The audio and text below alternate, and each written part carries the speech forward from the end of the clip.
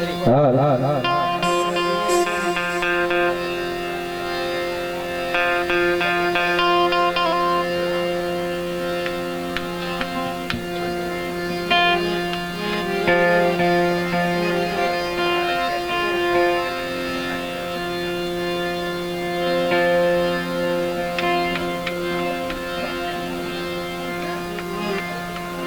બોલે સદગુરુ મહારાજ નો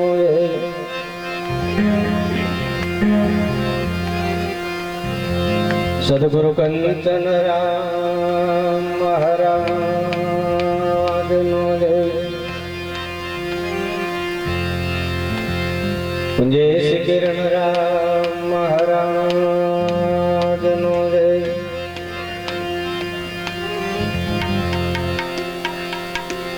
સદગુરુ દલપત રામ મહારાજ નો કુંજેશી નારાયણ રામ મહારાજ નો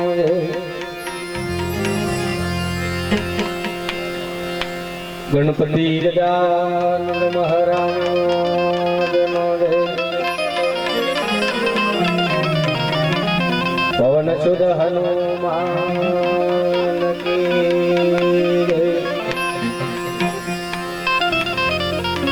અલખ ધણી રામા પીર નો કૃષ્ણ કનૈયા લાલ નો રામચંદ્ર ભગવાન નો આદિ શક્તિ અંબે માત નો નમઃ પાર્વતી પતે હર હર મહાદેવ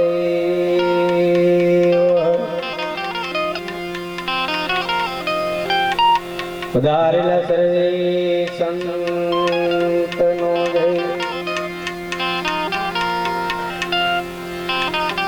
સત્ય સનાતન ધર્મ નો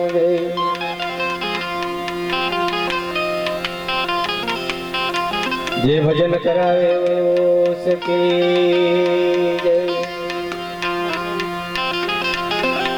उसके बाल गोपाल की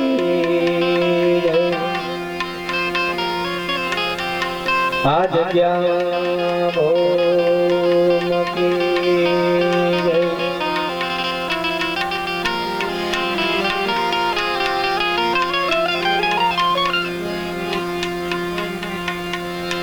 प्रथम कोने समरिए अन्न कोना ले नाम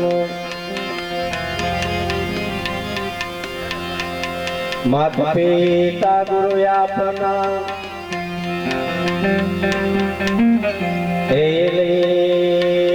लख पुरुष का नाम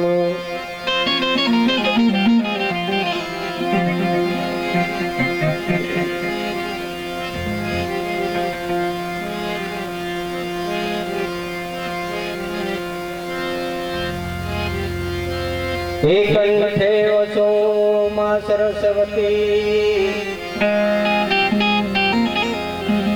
अनरुदे वसो श्री गणेश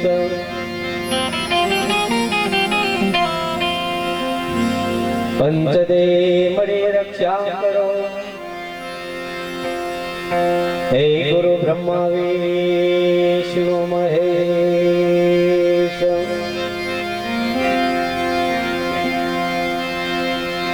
पंचदे मणि रक्षा करो हे पंचदे मणि रक्षा करो हे गुरु ब्रह्मा विष्णु महेश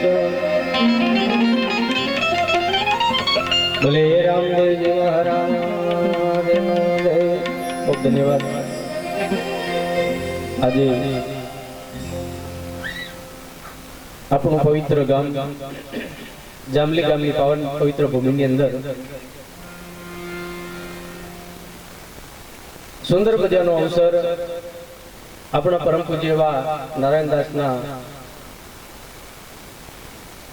એક પાવન આંગણે સાથે સાથે માતાજીના એક મંદિરે મઠે અને કહેવાય છે કે આજે કદાચ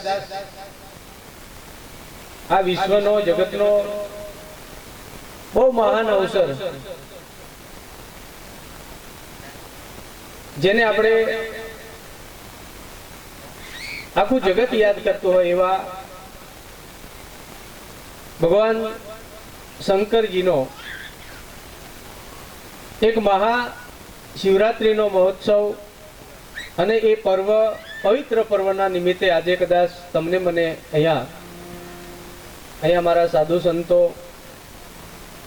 સાથે સાથે અમારા ભાઈ શ્રી ભજનિક કલાકાર નવલદાસ સાથે અમારા ભજનિક કલાકાર એવા બેન શ્રી સુમિત્રાબેન